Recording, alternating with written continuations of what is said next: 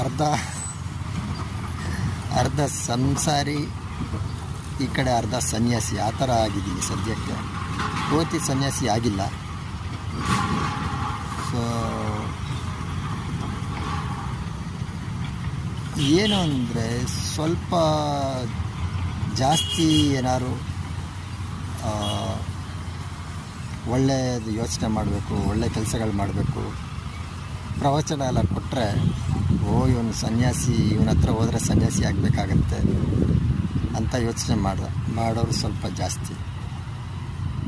ಸಂಸಾರಿಗಳು ಒಳ್ಳೆ ಥರ ಯೋಚನೆ ಮಾಡಬಾರ್ದು ಅಂತ ಏನಿಲ್ವಲ್ಲ. ಸಂಸಾರಿಗಳು ಒಳ್ಳೆ ಥರ ಯೋಚನೆ ಮಾಡಿದ್ರೆ ಮುಂದಿನ ಜನ್ರೇಷನಿಗೂ ಒಳ್ಳೆ ಮಾರ್ಗದರ್ಶನ ಆಗತ್ತೆ.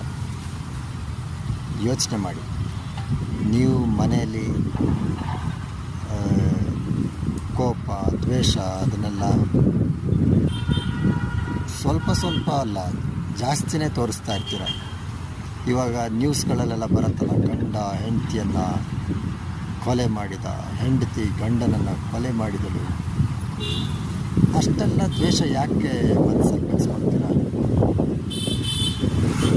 ನಿಮಗೇನಾದರೂ ಜೊತೆಗೆ ಇದ್ದು ಸರಿಯಾಗಿ ಯೋಚನೆ ಮಾಡೋಕ್ಕೆ ಕಷ್ಟ ಆಗ್ತದೆ ಅಂದರೆ ಒಂದು 3 ತಿಂಗಳು 6 ತಿಂಗಳು ಬೇರೆಯಾಗಿ ಸರಿಯಾಗಿ ಯೋಚನೆ ಮಾಡೋದನ್ನು ಅಭ್ಯಾಸ ಮಾಡಿಕೊಂಡು